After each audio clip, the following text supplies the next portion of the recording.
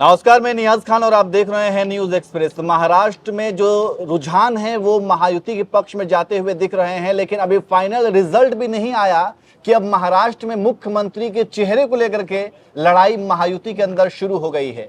तो इसी पर हम चर्चा करेंगे। हमारे साथ अमीन जी हैं, वरिष्ठ पत्रकार हैं। अमीन जी, अभी तो फाइनल रिजल्ट भी नहीं आया, अभी सिर्फ रुझानों में ही महायुति आगे हुए जाते हुए दिख रही है, लेकिन मुख्यमंत्री के चेहरे को लेकर के अभी जो महायुति के अंदर लड़ाई झगड़े की जो खबरें निकल करके सामने आ रही हैं, क्या लग रहा है आपको कि ये मतलब कैसे देखते हैं आप इसे? नहीं, मुझे लगता है कि ये जो लड़ाई है, एक तरह से जिस तरह से महाविकास अघाड़ी और जो है महायुति के बीच में चर्चा चल रही थी कि कौन मुख्यमंत्री होगा, और संजय राउत ने कह दिया था कि चुनाव के दिन, यानी आज के दिन जो है वो जो है 12 बजे इस चीज़ का ऐलान कर देंगे।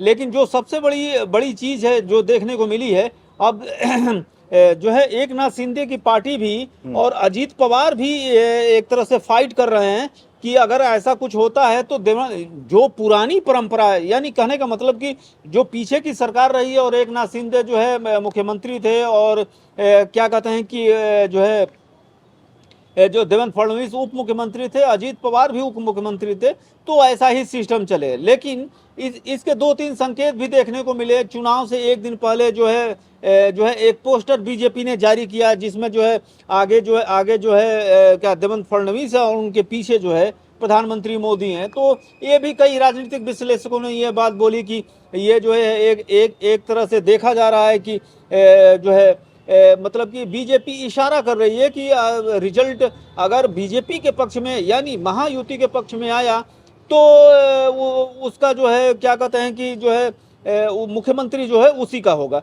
तो वही चीज़ देखने को मिल रही है। लेकिन जैसे आपने सवाल पूछा और जो चीज़ सामने देखने को मिल रही है, वो एक तरह से ये बात कह रही है कि अभी जो है इसमें भी जो है काफ़ी घालमेल है और काफ़ी इसकी फाइट चलने वाली है।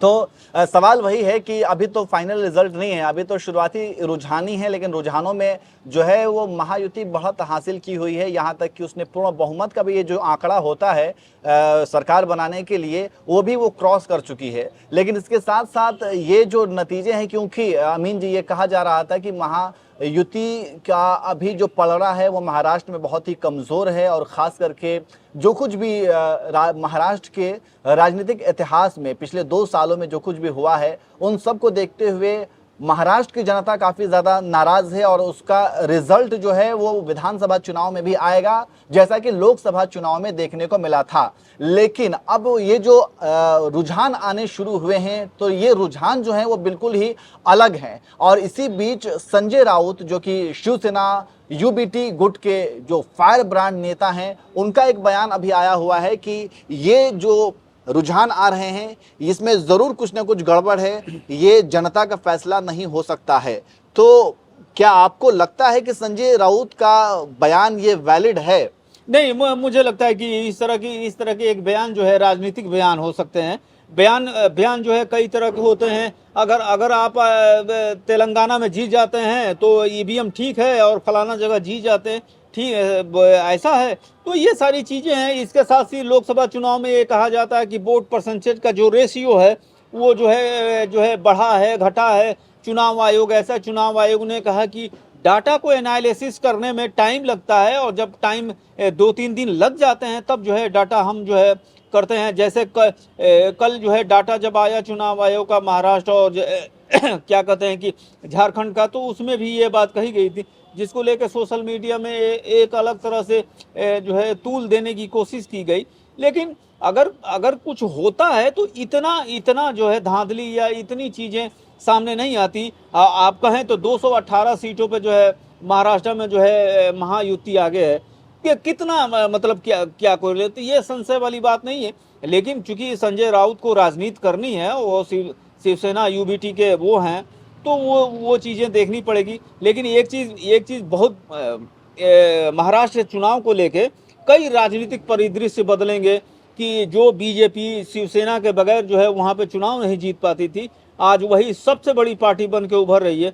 और शिवसेना को जो है उसने खत्म कर दिया है। ये भी इस तरह के भी सवाल पूछे जाएंगे। और अब महाराष्ट्र में बड़े भाई की भूमिका में या एक स्वयं को अपने पार्टी को खड़ा करने की भूमिका में जो है बीजेपी आ गई और ये जो है मोदी और अमित शाह को बहुत दूर तक लेके जाएगा। बिल्कुल, तो ये तो अभी फिलहाल शाम तक का फाइनल होगा कि क्या कुछ होता है, लेकिन अभी आपको फिलहाल बता दें कि महायुति के अंदर अभी जीत का भी कुछ फाइनल रिजल्ट नहीं आया है, लेकिन मुख्यमंत्री फेस कौन होगा इसको लेकर के काफी ज्यादा चर्चा होनी शुरू हो गई है, क्योंकि एकनाथ शिंदे को लेकर के काफी ज्यादा पहले भी बयान आए हुए थे कि एकनाथ शिंदे ने खुद भी ये मान लिया था कि मैं अगला अब महाराष्ट्र का सीएम नहीं बनने वाला हूं। वहीं अगर देवेंद्र फडणवीस की बात की जाए तो देवेंद्र फडणवीस को लेकर के भी बीजेपी ने कोई क्लियर या अमित शाह ने कोई क्लियर तौर पर यह संकेत नहीं दिया है कि देवेंद्र फडणवीस ही मुख्यमंत्री बनेंगे। तो एकनाथ शिंदे और देवेंद्र फडणवीस दो हैं जिनका दावेदारी जिनको लेकर के मानी जाती थी, लेकिन आपको किसी भी फैसले पर पहुंचने से पहले आपको देखना होगा कि मध्य प्रदेश में क्या हुआ था। मध्य प्रदेश में भी सीएम के फेस को लेकर के जिन जिन के चेहरों को लेकर के चर्चा थी, लेकिन जो बनाए गए वो बिल्कुल ही अलग बनाए गए, जो किसी ने उम्मीद तक नहीं की थी। वही बात राजस्थान में भी देखने को मिली। राजस्थान में भी जब भजन लाल शर्मा बने तो यही कहा जा रहा था कि उससे पहले या तो वसुंधरा राजे ही कमान संभालेंगी या फिर कोई और बहुत सारे बीजेपी के नेता जो वहाँ पे सीनियर नेता थे वो संभालेंगे, लेकिन भजन लाल शर्मा को राजस्थान की कमान दे दी जाती है। तो ठीक इसी तरीके से क्या महाराष्ट्र में भी महायुति ऐसा कुछ करने वाली है, ये भी एक अहम सवाल है। वैसे आपको क्या लगता है कि कौन महाराष्ट्र का सीएम बन सकता है? अगर महायुति की सरकार बनती है तो आप भी कमेंट करके जरूर बताइए।